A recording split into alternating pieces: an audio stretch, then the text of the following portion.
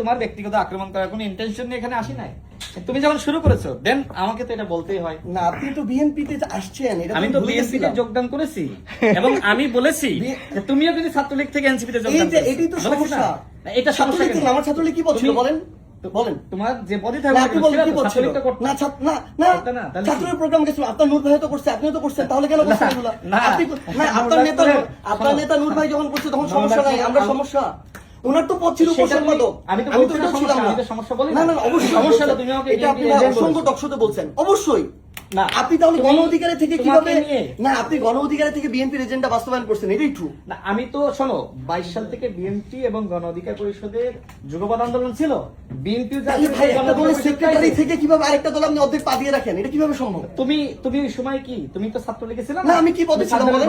ছিলাম না, কি পদে ছিলাম বলেন? না, এটা এখন আপনি বানাই দিলে হবে। সে তখন জানতো না যে আমি করছি, আপনি বানাই দিলে আমি হবে। যে দলে গিয়েছি আমি বিএনপি এবং গণ অধিকার পরিষদের আদর্শিক মিল আছে বলে কিন্তু নূর ভাই একটা হলের উপসম্পাদক ছিল, উনি আন্দোলনে আসছে, নেতৃত্ব দিচ্ছে, মাইর খাইছে, কষ্ট করছে, আপনিও করছেন, এরপরে কি আমি ওটা বলতে যাবো? তাহলে আমি তো কিছু ছিলাম না, আমি তো ওইটাকে ফাইট করছি ওইটার এগেইনস্টে। 4 জুলাই সাদ্দাম হোসেন আমাকে অর্ডার করছে আমাকে হল থেকে বের করে দেওয়ার জন্য, সে তো তার দলীয় কমান্ড ফলো করছে, আর আমি আমার যেটা আকাঙ্ক্ষা, আমার যেটা চাও, আমি ওটা ফলো করছি। তাহলে আপনি তোমাকে তোমার সমন্বয়করা বলে যে সে এজেন্ট না হিসেবে ভাই এসেছিল। শুনুন না, এটা একটা গর্বটা কথা না বলছে। হ্যাঁ বলছে। নাহিদ বলছে, কি বলছে? আমি তো নাহিদের কথা বলি না, অন্যরা বলেছে। তো ভাই এখন গর্বটা কথা আপনি বইতে দেখো না।